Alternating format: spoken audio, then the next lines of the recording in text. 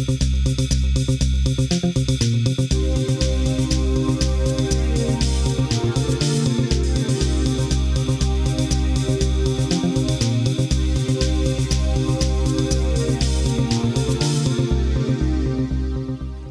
this week's broadcast, we talk about the latest connection between China and the Netherlands and the record volumes on the connection between China and the UK.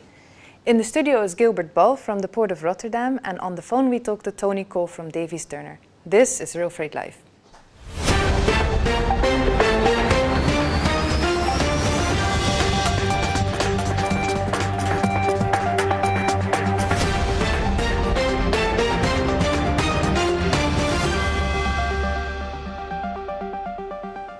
Hello everyone. The Netherlands made the news several times this week, as new services connecting the ports to China popped up. The first direct container train to the port of Rotterdam was launched, and meanwhile 2 new connections were announced to the port of Amsterdam. One of these forms the missing link with Duisburg, a hub when it comes to China traffic by rail. And another service is named the Xi'an Amsterdam-London Express, and as the name suggests, it connects China to the capital of the Netherlands and from there with short sea connections to London. And if all of this was not enough, there were other new services launched to the UK. DB Cargo launched a service connecting Cuxhaven and Hamburg with Hefei in China, with a DFDS ferry connecting the German ports to Immingham in the UK. And UK forwarder Davies Turner has been offering a service Hefei Neus UK for a while, and it's describing record volumes. In this show we discuss all of these aspects and we try to make links where they exist. We discuss the importance of the ports and the short sea connections for rail freight traffic from China. But first we will listen to an interview with Wang Sudong, Managing Director of BTE, done by our Chinese expert Jie Lu Zhang, about the new container train on the way to the port of Rotterdam. 就是我们这趟路线呢，这趟新开的路线是通过西安出发，经过哈萨克斯坦、俄罗斯到达俄罗斯的加里宁格勒，通过加里宁格勒，在我们通过上船，然后再到德国的穆克兰港，到了穆克兰港以后，然后再换装到铁路上，最终到达荷兰的鹿特丹。这条线路目前的这个运营的时效是怎么样的呢？就是跟其他的线路相比较的话，为什么当初会选择就是通过加里宁格勒来做一段这个短驳的船？对，我们选择这条路线的原因是基于时效的考虑。我们去年在做过一趟穆克兰的测试的情况下是。全程到德国的穆克兰港，我们是全程用了11天。今年全年从今年年初到现在的运行时效，也基本上平均到最终的目的地，基本上平均在13天到14天。我相信到鹿特丹港也会在16天左右。能给我们介绍一下这个转运的一个过程吗？就是说，客户他在选择从西安到鹿特丹这条线路的时候，可能心里也会有一些犹豫，说我这个火车到了加里宁格勒之后，是不是需要去等下一班的这个船？然后到了穆克兰之后，中间的这个转运大概需要多长的一个时间才能再对接上火车呢？好的。这个也很简单，就是我们从西安到达加里宁格勒，这是纯铁路的运输。当然了，中途会有在阿拉山口的换装。到了加里宁格勒以后换装，我们的船是等待着我们的火车抵达。我们所使用的这个海运的服务是等待的火车的到达以后，立刻就换装到船上，然后通过船再到达穆克兰港就卸船，然后再进行下一步的铁路的转运。所以说基本上可以说是无缝的链接，在转运上大家不用担心，而且就是我们用的这个船运的服务，在加里宁格勒到穆克兰港的船运的服务也并不是一个公共服务，可以说是为我们的班列专门做的定制的服务。鹿特丹港的话呢，就是对市面上的客户来讲，它其实主要还是一个就是分拨集散的一个中心。选择鹿特丹港有一些什么其他的考量吗？就是大致从货源的类型上面来讲，您这边现在能方便告诉我们说这一条线路上面，都是为哪些类型的产品设计的呢？我们现在开通这趟路线呢，是基于我们现有的一个客户，他是纺织品类的客户，是有到鹿特丹的需求。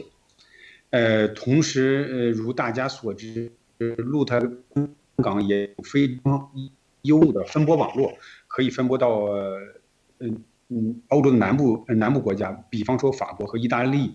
我相信随着我们这趟新产品的开行呢，会有越来越多的客户会选择到鹿特丹的路线，或者通过鹿特丹再分拨到其他国家。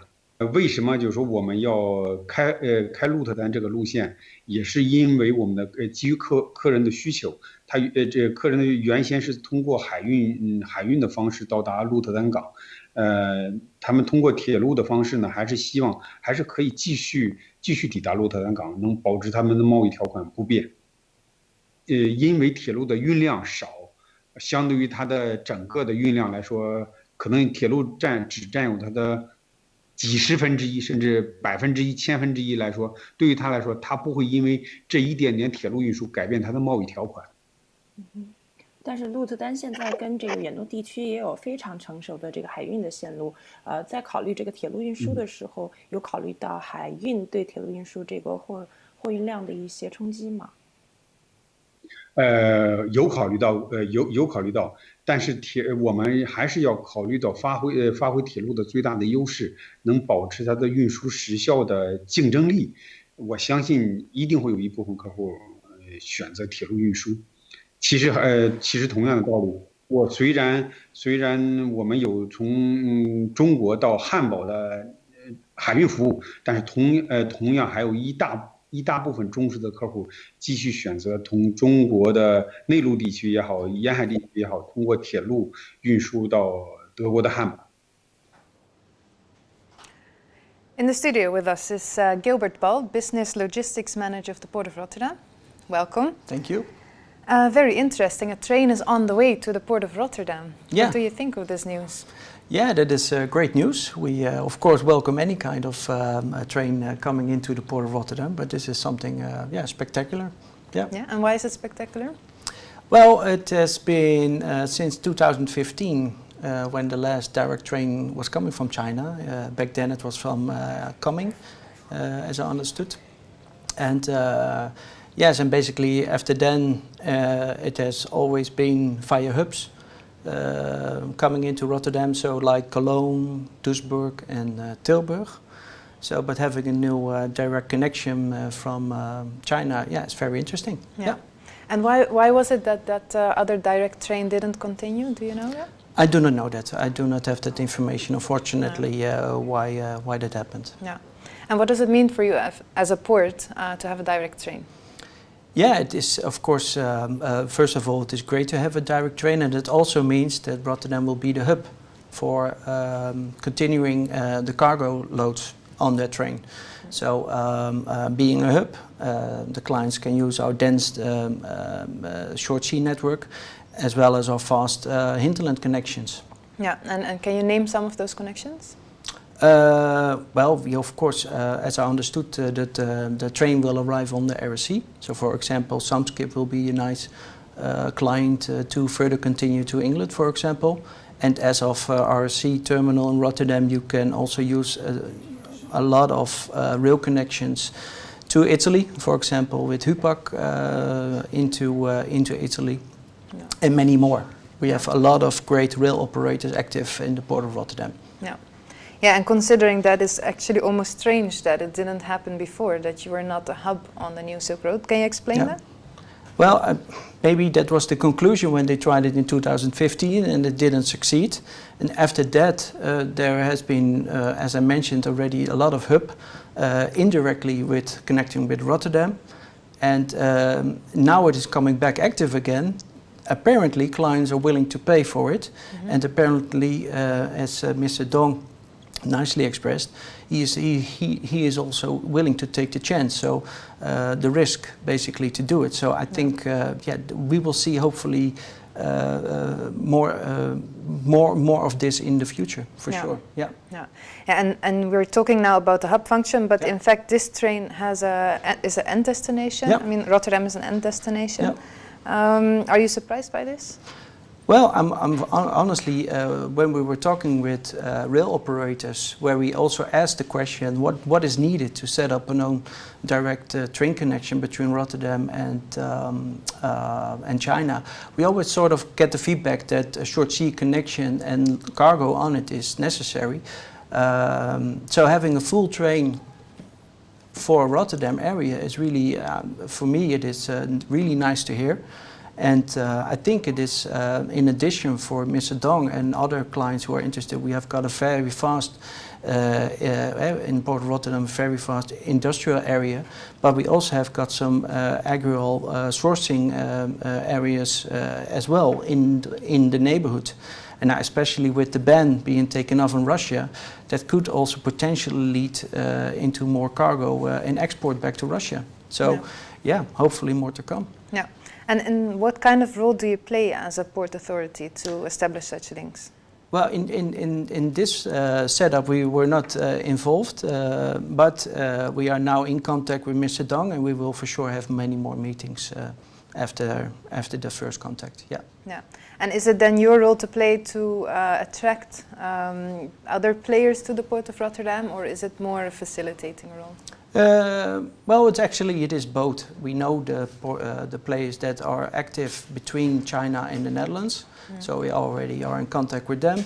And of course, if there are other players interested to have a similar setup as Mr. Dong has right now with his company, they are free to contact us. That is no problem. Yeah, we are a neutral port and we are open for any kind of rail connection. Yeah, and it could also happen that you're not aware of a service and it's just being started by players without your knowledge. Exactly. I have we have 38 rail operators active in the Port of Rotterdam, and there are many more active in the rest of the Netherlands.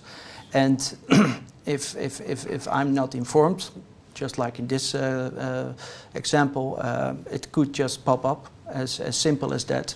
Yeah. So yes, of course, we try to be in contact with anybody as much as we can, but this will be, hopefully, will be the start for more investigation regarding the connections between Rotterdam and China. Yeah, and it's also something you want to increase, this effort.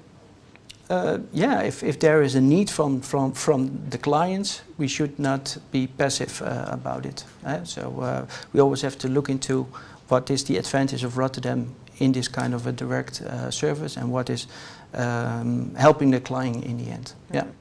Yeah, and it's funny because we have a lot of Silk Road conferences, and the question always pops up, what is Rotterdam doing? Yeah. And for some reason people are very interested in Rotterdam. Yeah. I can assume why. It's the largest port in Europe. Yeah. And I can also see how people are wondering why the Port of Hamburg, for example, is playing such an assertive role and really showing that they have all these connections, and why it's so different in the Port of Rotterdam. Is that something you can explain? Well, we do have on our website, we have got articles promoting this kind of services. We are in very good contact with GVT in Tilburg, where we have got the Chengdu-Tilburg Rotterdam connection, and we really see that there's a connection to China. We also see, of course, the connection via Duisburg, where we have got very nice connections into the Port of Rotterdam, and as the same as via Cologne. And as already mentioned, we are in contact with several rail operators and asking them very simply the question, what is needed to set it up? And we remain in contact on that basis. Sometimes it is in the end not possible because clients do not see the possibility, but with the new service now from Mr. Dong being established, this will hopefully open up a door to many more other possibilities. Yeah, okay. And there were also other services established to Amsterdam same week. Yeah. Maybe a coincidence, maybe not. Yeah. What does that mean for you? Is that an extra reason to make an effort, or is that unrelated?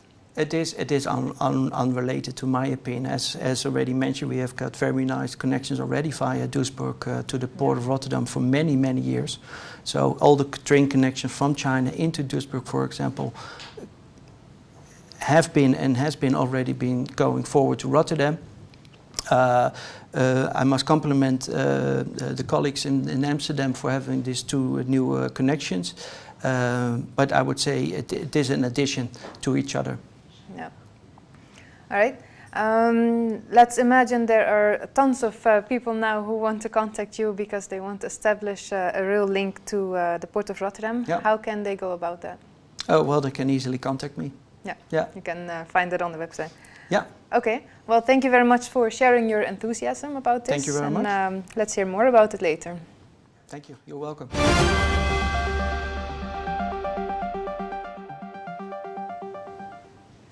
In the UK, there seems to be an increased interest in China traffic by rail. And if there's one company that has specialized in this for the last years, it's Davies Turners. And this is somebody in the UK. And we have Tony Cole on the phone. Tony, welcome. Thank you very much. And maybe you can tell us a little bit more about your company. You're a forwarder, understood. What do you do exactly?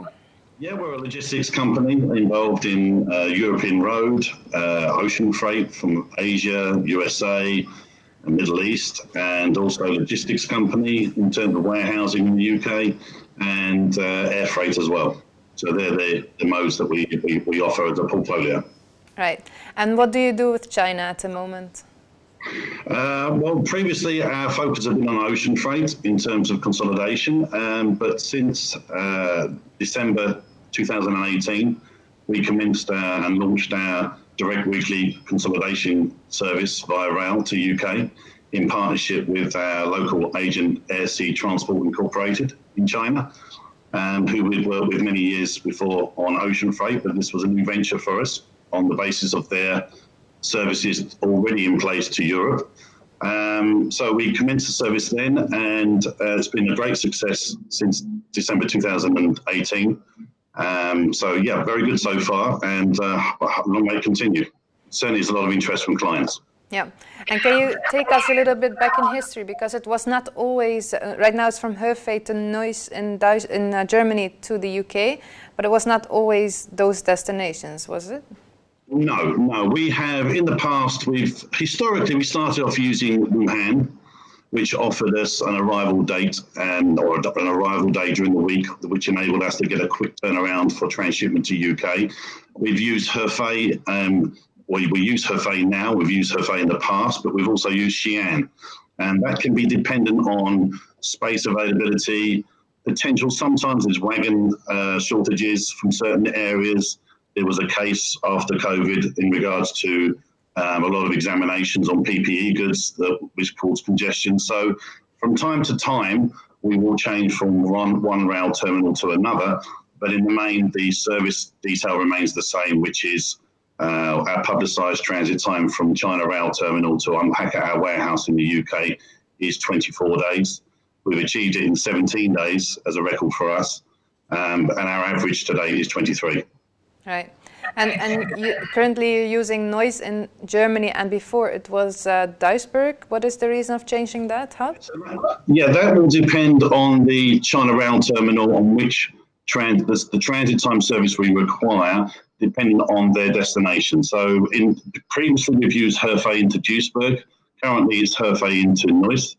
And we've used Wuhan into Duisburg as well. So there's a bit of a mix. The two terminals we've used so far in Europe is Duisburg and Neuss. Yeah, and now we heard a lot about the ports in Holland, but also in Germany. Is this an option for you, using the port of Rotterdam, for example? Absolutely. We would, Rotterdam, Amsterdam, we're all very interested in the various ports of and the terminals of arrival, because for us, it's not just the arrival, it's the connection and the fast transshipment to the UK, which is important to us. We need that to be offered as a daily service to UK for transshipment, and that's the important aspect for us, irrespective of which terminal we use in Europe. Right. And why not using the Channel Tunnel? Channel tunnel at the moment, we are not aware of any commercial company that can offer us a daily departure from connection from Duisburg or Neuss through to the Channel tunnel to UK. So in terms of flexibility, the ferry port works for us at this moment in time, but we would always welcome considering a rail connection as long as it met our expectations in terms of speed and departures each day. Right. So if that is available, would it be faster? Yeah, absolutely. We would definitely consider it. Certainly rail for us, a connection by rail almost would be preferable, as long as it provides the service capability for us. Yeah, because I also understood you're using trucking from Neuss to the port of Rotterdam? Yes, time permitting. If there's enough time from the arrival of the container into Neuss and the release of the container, if we have the time available, we'll move it by rail. But more commonly, it'll be trucked to Rotterdam to enable us to meet the ferry cut-offs and the overnight ferry to Purfleet in Essex, which is near London, and only 20 minutes from our warehouse location here in Dartford. Yeah, I hear Gilbert saying that's too bad. Gilbert, can you convince this gentleman to use rail? Yes, of course. No, I'm kidding. I can totally understand what he's saying, of course. And if but as long as rail is on the radar, I can imagine that sometimes it is a perfect fit, and if not, it is being done by truck. I do hope, of course, that rail could be in the future a more reliable product to the port of Rotterdam, between Rotterdam and Neuss. But there are very good rail operators active in that. So yeah, but I guess Mr. knows really good which ones to use. So yeah, it's all about time, of course. Yeah. And is it true that there is an increased interest at the moment in the UK? That's at least what we sense by receiving all the press releases about new services. Do you recognize this trend? Absolutely. I think at the beginning, there's a lot of importers in the UK, and we had, Davis Turner have been around for 150 years. We've got a large sales force, and we talk to a lot of clients in the UK. And through those discussions, what we could see is clients were interested in the China rail service, but a lot of them didn't know how to access it, or perhaps didn't have enough information available to them, specific information to convince them to try the service. Now there's a lot more freight forwarders, particularly on FCL selling China rail services. There's a lot more information available in the market. There's definite interest there from clients who can see that China rail offers a transit time advantage up to 15 days in comparison to ocean, depending on where the factory location is, and up to 70% cheaper than air freight. That interests importers definitely, and particularly in these challenging times, there's even more interest. So we can see the development. 2018 we started off with 1 40-foot high cube container per week. We're now doing 4 40-foot high cube consolidation containers per week, with up to 15 clients in those containers for each container. So the development's there, the interest is there. And we hope that the development will continue going forward. Absolutely. And do you have a lot of competition in the market? Well, we were the pioneers in 2018, and as far as we know, we still remain the only freight forwarder logistics company offering a direct weekly consolidation service. There's many offering the FCL service, but the consolidation service is quite complex. You need a lot of resource here in the UK. You need a very good partner in China with connections in terms of space and the warehousing and trucking element in China, bearing in mind we're collecting shipments from all over China, be it Dalian in the north, down to Shenzhen, Guangdong in the south. So you need a good network out there. So at the moment, as far as we're aware, we still remain the only operator currently. And good for us. And London is not your only destination, is it? You forward it to other places in the UK as well? Absolutely. So since we developed 4 consoles per week, we're now strategically loading cargo in containers to allow us to run direct containers to consolidation containers to our regional warehouses, Davis Turner's own warehouses in Bristol, Birmingham, Manchester, And later on, we're looking at Glasgow as well. As the volumes build, we can see there's a lot more interest for us to develop those services, and we have those key locations to enable us to do this. Right. If you could speak to the rail freight industry, what do you need to improve your services? Well, a good rail connection from mainland Europe into UK would be very good on a daily basis. But in terms of China, certainly the continued development and expansion of the rail gauge changes to ensure there's no bottlenecks, i.e. the Alashanku-Doistic border and the Brest and Malsowice Polish border. Those two are key points in the departure of the shipment, of the transit of the shipment from China to UK. So they need to continue to be expanded to ensure that the rail gauge changes can be done quickly and there's no interruption to the transit time. And then from China side, we would like to see certainly more departures per individual rail terminal, which are fast and offer schedule reliability. From time to time, you get pockets of challenging issues with certain rail terminals, which is why we switch from one rail terminal to another. I think we just need a bit more continuity. It's very good, bearing in mind the expansion of the services, and we can see that in the press. You know, the growth in the market is substantial. So we understand that it's difficult to maintain levels all the time, but if they can concentrate on that aspect, that will help us a lot. Yeah. Do you have any plans for the next months or years that we don't know of yet? For us, well, certainly China Rail now is it's a great addition to our portfolio of services for Davis Turner. I think going forward, what we would like to look at some point, and we're starting to do some due diligence, is an eastbound service back out to China for consolidation. That would be very worthwhile. But again, we need to do some due diligence on that in terms of certainly identifying the interest from the client base and the greater market. And if that comes across, then we will be very interested in that. But yeah, that would be, you know, what our ambition would be to offer a reciprocal eastbound service. Certainly that would be great. Okay, well, I'd like to thank you very much for your contribution, and we'll speak to you again. Thank you very much. So, increased interest from the UK for Chinese goods, is that something that inspires you to start something new? Let's see what brings in the future, and already with this direct rail connection now to Rotterdam, that will hopefully open up again more doors to more customers. Yeah. Okay, well, thank you too for joining us today. Thank you, it was a pleasure. Thank you. And that brings us to the end of this week's RailFreight Live. So you can follow us on our YouTube channel, and of course you can follow us on railfreight.com. Please do so, and we see you next week again. Goodbye.